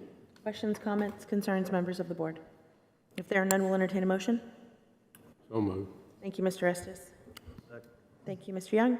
All in favor say aye. Aye. All opposed say nay. Any member wish to abstain? All right, next item. All right, insurance update. Okay. So we had our meeting today. It was a nice long meeting, almost 3 hours, and they talked about the county general was thinking about going to the state, and now they're thinking about forming their own insurance group. Mercer has left them, standing without a broker, so they're looking for another broker, looking at putting out an RFP, continuing their study, so they're not quite sure what exactly they're doing. And so the only ties that we have with them left would be our long-term disability and our OJI. Thank you. Any questions for Dr. Anthony? All right, next item, director's update. All right, two things. First of all, we found out today that I think it's over $10 million Innovative High School grant money for CTE. So we're very excited about that. It's allocated by schools. We'll be sending out, Dr. Sullivan will send you out a list of those tomorrow and what they'll be receiving. So I think that's, I think $500 million was passed out across the state of Tennessee. So it's a good investment into worthwhile programs. Nice. The second thing, first of all, we'd be remiss if we didn't take time to say the violence that we've experienced here locally during the graduation and what happened in Texas has provided us a rigorous opportunity to start looking back at how we can improve on safety. So I'm going to call my safety director up here, and she's going to go over some things that they've done after the Riverdale incident and her plans on going back and meeting with the various municipalities, the police officials in those areas, so that we can get some information that we need to provide for safety. Yeah, so I've been swamped with phone calls and emails and lots of questions about what are we doing as far as trying to keep our children safe. We already have several things in place already where our outdoors are locked. We got the security cameras. We've got the big, nice concrete balls out in the front so they can't run through. So Mr. Lee and I had a meeting just before and discussed that we have secured pretty well our outside areas of the campus, which is important. I actually got a phone call from the sheriff's office from Chris Kaufman, who's on the SWAT team. And with the shooting at Texas, it has brought a lot of questions in their eyes, and as far as the patrol officers and how they're going to respond and how can they get into the schools and things like that. So we are going to have a meeting next week, and we're going to sit down and discuss those options for law enforcement, how they do respond and how they're able to get into the schools. They are also training. They're setting up active threat courses right now for officers again. They do want to do a large-scale scenario this next summer. I've spoke with a couple of our schools who were more than happy to open up their facility to allow for training. I've also spoke with several of the different school safety directors around the surrounding counties. We're going to meet also in the next couple of weeks. Mr. Lee and I spoke earlier this year about Knox boxes.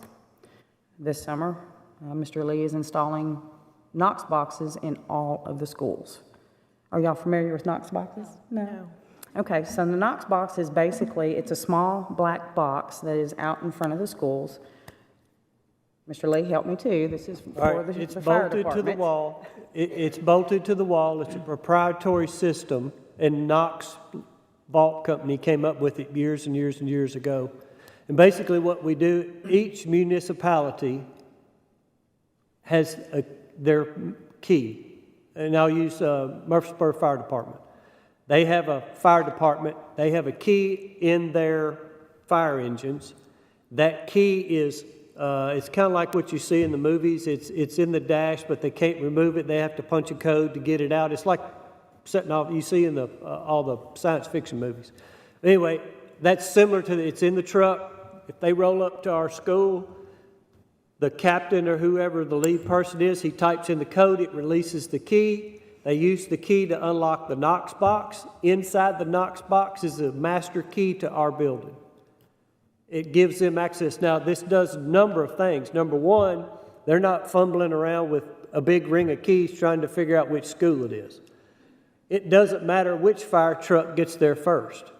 They all have this key in their truck. Every Knox box in the city of Murfreesboro, irregardless of whether it's private, public, or governmental, has the same key. Every box. And when we purchase boxes, I have to tell them which jurisdiction we're in, because Smyrna has a different key, Laverne has a different key, and the county has a different key. So we have to separate our schools, know which jurisdiction they're in, and then we give them a count for that number of keys. Now, we don't have a key to the box. We meet with that local fire department, and we meet them and we hand them the master key. We watch them put it in the box, they lock it and walk away. We do not have access to the box. That's the safety feature behind it. Nobody else does either except for them. Each key that's in that truck, each person has an individualized code. And the fire department keeps up with all of that. It's all of this security system, so we would all have a code. They know who releases the code to a key, so if we get there the next morning and the box is open and the key's gone, I can call the fire department and go, hey, I know you guys were here, my box is open and the key's gone. It's incumbent upon them to determine who released that key and where it is and bring it back and put it back in. If they can't find it, then they're responsible for rekeying my building. That's the way it works. It's the same thing with the police department. Now, we're working with them to get this system in place. They currently do not have it. We're encouraging it. I have gone out after meeting with the local fire departments, and this was prior to Patty starting, but informed her this was already in place at the request of Chief Farley and the Rutherford County Fire Department. SWAT does have access. Yes, they do. Yes, all SWAT members have access. All right, one of the things, board members and people out there, we're limited of what we can talk about in terms of what we have as far as intervention and things of that nature, due to the fact we don't want the bad guy to know what we're doing. Thank you. That's one of the things. Thank you for saying that. Yes. So also, in all those meetings I've had, I do want the board to know that, you know, when I came on board, you all knew that mental health was one of my big things. And I want you all to know what we have done at Riverdale and how that transpired. So after I got the phone call, I was up very late that night, got a few hours of sleep, along with, you know, everybody else. And Thursday morning, myself, Devola Mormon, who is our psychologist, Linda Donnell with our SPED department, and Ella Brett with Volunteer Health showed up here, knocking on the door, I'm here, Patty. And we all loaded up and went to Riverdale. We sat down with the administration and I diffused them, meaning kind of went over, after a traumatic incident, some of the things that you're going to experience and feel, and to know that that's normal. You could see the enlightness come off of them after understanding that what they were feeling was normal. That afternoon, we gave them some time. That afternoon, we went back. We met with them again, and we came up with a game plan for the next day, on Friday, to diffuse the entire faculty, which I did. Then we had several individuals, about 50 people from central office and all of our community partners went to the school. We had different breakout rooms we had 3 different groups that we targeted to talk to fuse them and let them talk about their traumatic incident. Turned out wonderful. Monday, we had a game plan set for Monday when the kids came back. Same thing. We had over 60 people there, between psychologists, social workers, our volunteer health group, STARS. We made this happen, and we were able to diffuse and talk to the kids that did come to school that day. Unfortunately, the time of the year, a lot of the kids didn't come. So I felt the need to put something on our website, along with Riverdale's website, that if the family was seeking out mental health or needed some help, they could scan the QR code, which is the 211, which comes up with tons of resources That's something I came up with for law enforcement, and it's turned into be something really big, which I'm very proud of. So, you know, I wanted our community and you guys to know that this was heartfelt, and I'm glad that we were able to help our faculty and our students and our community with that tragic event. Thank you. Any questions, members of the board? I want to thank you. Oh, I want to thank you because they feel traumatized. I was in shock and horror when it happened, and I just want to say thank you. And I want to, this board brought breakfast, and it was just a small token, but it was very well received, and they really appreciated it. And I want to thank you so much for all your work. You're welcome. Thank you. I've got one thing, if I could. Thank you.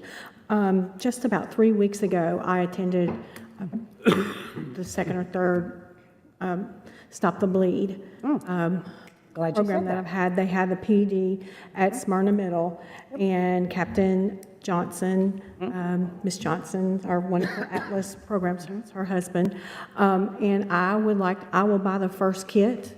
I want every single one of our classrooms to have a kit. I know that some of the schools already have them. They've paid for them out of their own pocket. The one that I looked at it's sort of like a fanny pack. It's nylon, and it has 3 different wound dressings. It's got gloves and different first aid kits. That's one of the things that we need in every classroom.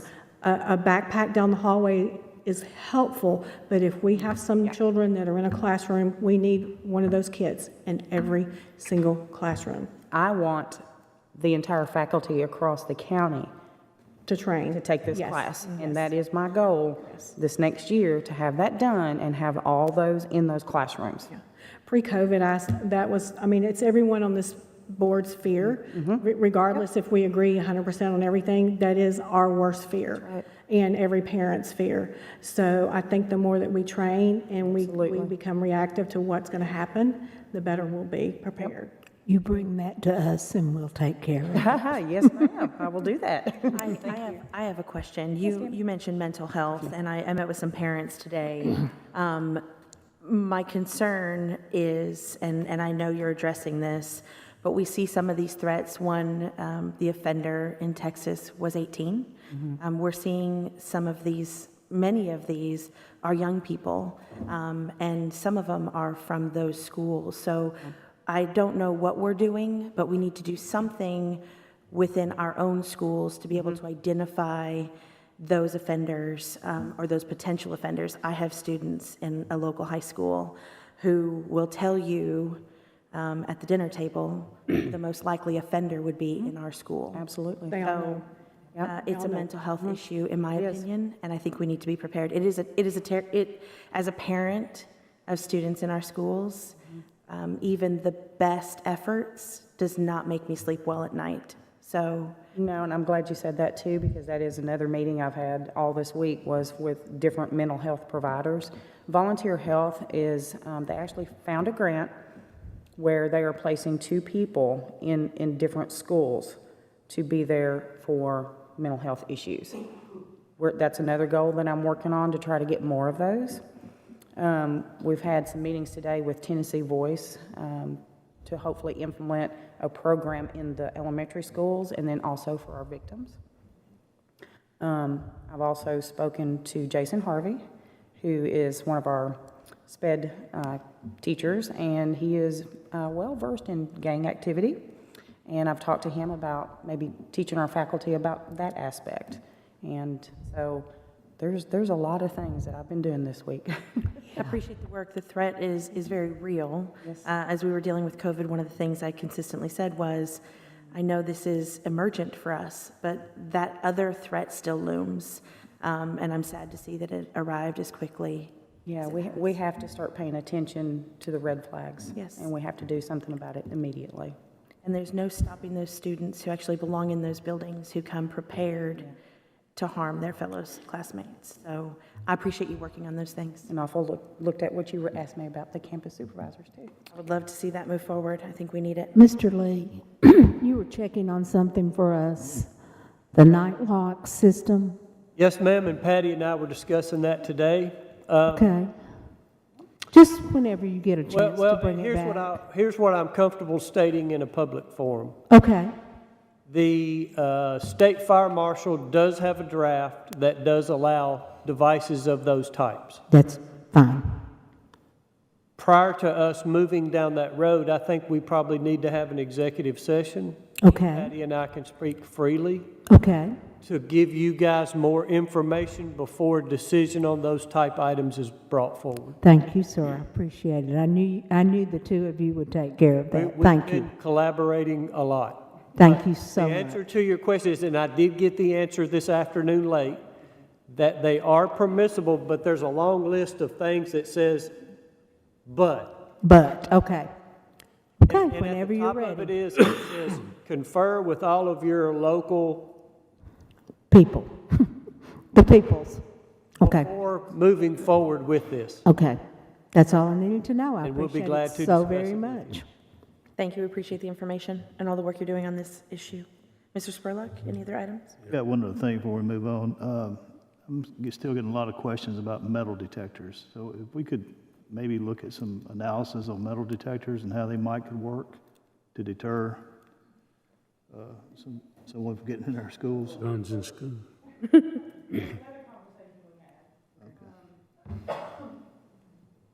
I've actually looked at a couple of different styles.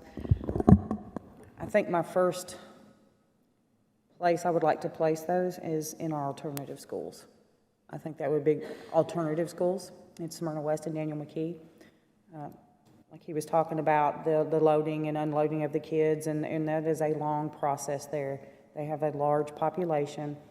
They're having to stand outside, and I believe that this, and speaking with the administrators, I believe that would make their process a little bit easier and quicker, and I think a lot more comfortable at that. I think that's a good place for us to start to test to see how quickly we can get people through. So that is definitely something I have also been looking at.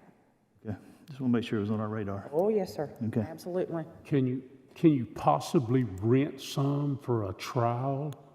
I don't know if that's available, but just to do it. Firms out there that will potentially let you have one on a trial basis. Right. You don't have to rent it, but they'll for 3 weeks or 4 weeks or something like that, they'll throw it out there if they think you're seriously looking at purchasing. Yep. Well, that could give us some data to look at for Absolutely. timing and how we feel about the situation. And Yep.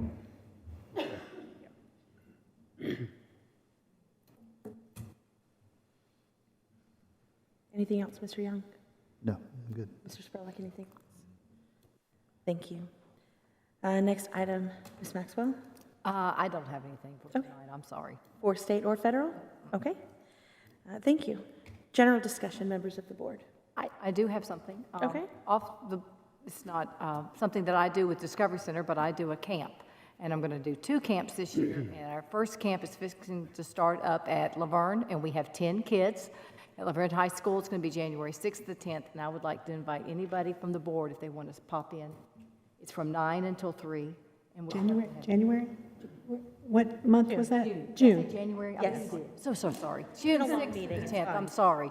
Oh, my goodness, we're having a winter camp here. No. So I'm really excited about it. And our second camp will be July 18th to 22nd at Oakland High School. I plan on moving the camps every year, so the locations vary. Appreciate that. Thank you for doing that. Mr. Lee, do you have something for us? Sorry, I'm back up.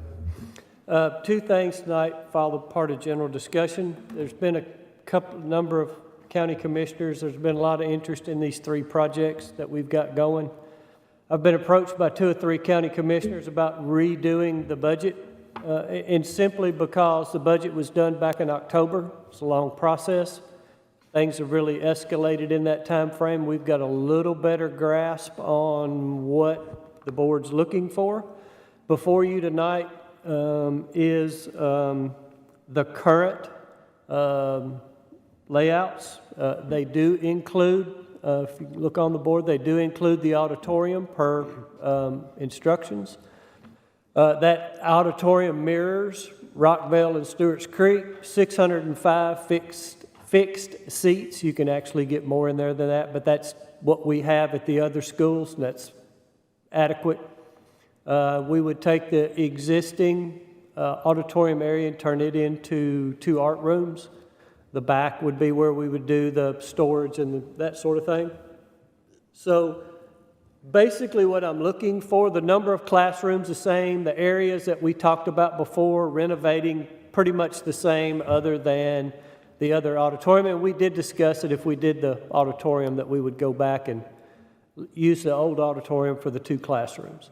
So those things are kind of the same. So that's Oakland and Riverdale. Smyrna, we've got a little bit, it's basically the same as what you looked at after meeting with the staff. There's a 1 or 2 interior spaces additional spaces that we're looking at doing renovation to, which is not a huge ordeal.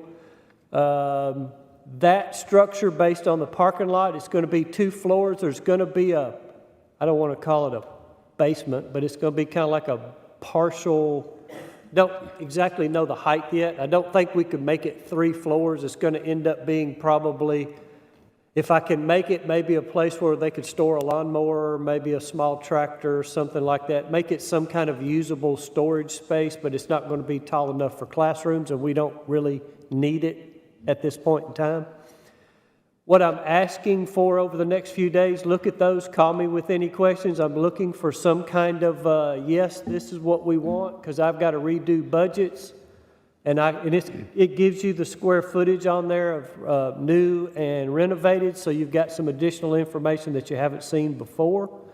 There again, it's just, this is part of our process. This was our next step. It's a good time for you to look at it. If you think this is kind of where you're saying, yes, this is what I think we need based on classrooms and that sort of thing, then this is what I'm going to base my new revised budgets on.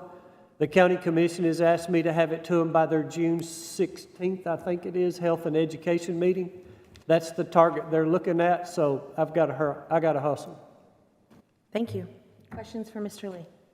All right, please review those documents, those prints, and let him know what you'd like to see, if any. Now the bad news. I seem to be the bearer of bad news all the time.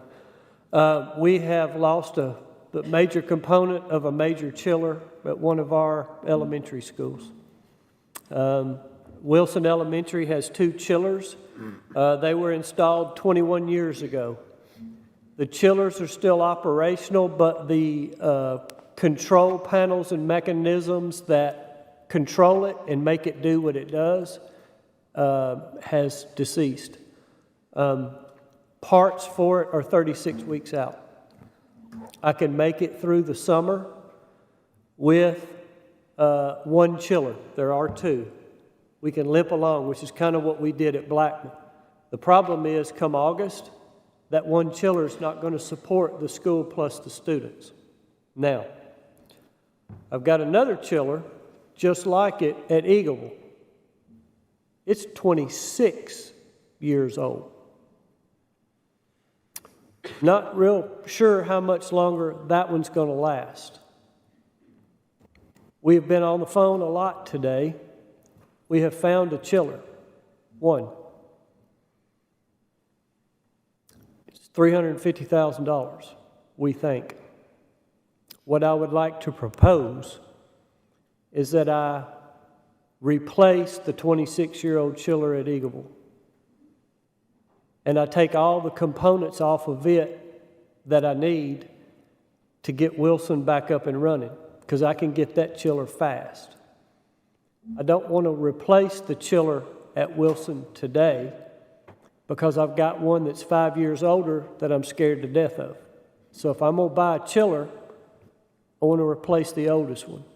Then what I'm going to come back to you with is next summer in my capital projects, I'm going to want both chillers at Wilson. There's about 8 or 9 schools that were all built between 2001 and 2004. Most of you that are around here know what they are. They all look alike. It's elementaries and middle schools. All of those, except for Wilson, were replaced before they were 15 years old. All of them. Chillers, components, and all. For some reason, Wilson kept running.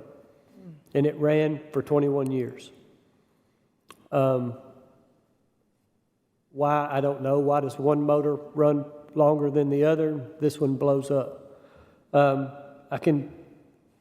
looking probably for an emergency authorization from the director and the board. We can reallocate some of the 177 money that was just given to us, unless there's some ending fund balance, and I was not able to talk in 177. I'm not talking about general purpose. I have not had an opportunity to talk to Doug because he's out sick. You might want to, that's just gotten through health and ed, it hasn't gone through budget or the full commission. So be careful with that. Right. What does it cost? I'm talking about this year's money. Okay. I think we've got some money enough for this left in ending fund to cover it. None But I of want it- to verify that. None with of it Doug. is encumbered for any other projects or anything? I think there's some ending fund money sitting there. How much would it cost to move that component over? What would, We can do all of that ourselves, okay, so it wouldn't, no cost. gotcha. We would do all of that ourselves. Basically, what I would do is take the whole computer board, disconnect it from the chiller at Eagleville, take it to Wilson, take the one that's off that I can't get parts for 36 to 48 weeks, put this one on, wire it back up, reprogram it, walk away. But then plan to replace that. Replace all of the chiller, and because what happened is I can't buy a new controller and put it on an old chiller. The wiring doesn't match up. The brain and the legs doesn't work together. So I've got to take an old control system to go with an old chiller, and if I buy a new chiller, the new control system comes with it. Good. That's why that's why they're struggling to get me one, is because they don't have all the components. So do you need us this evening to take any action as a board on this issue? How emergent is Allow us to move forward not to exceed 350, and if we can figure out a way to reduce the cost, bring it down, we will, but not to exceed 350. Okay. Mr. Reed? Yeah, you can do that, yes. As an emergency item, you can take that up tonight and do it. Okay. So moved. So the motion would be to approve emergency funding for Mr. Lee to fix our chillers, not to exceed 350. So moved. Funds coming from the 177 fund, and Doug and I will work that part out. Okay? Second. Thank you. All in favor say aye. Aye. All opposed say nay. Any member wish to abstain? Thank you. Thank you, appreciate you. Any other business this evening? I've got one thing. Yes, I sir. read a study today in the Tennessean about college, and we're at about a low 50s rate of kids coming out of high school going to college right now. And I think I'm approaching that from a CTE standpoint, how important CTE is going to be, in the future if you have people choosing not to go the college route. So that's all I've got, just Appreciate you sharing that with us this evening. Any other business? Members of the board, I'd like to remind you that tomorrow morning, bright and early at 8 o'clock, we will be back here for a special called meeting in the boardroom. And I'd like to thank the sheriff, deputies for being here this evening, SROs. We always appreciate you, and all the staff. If there is no further business, we are adjourned.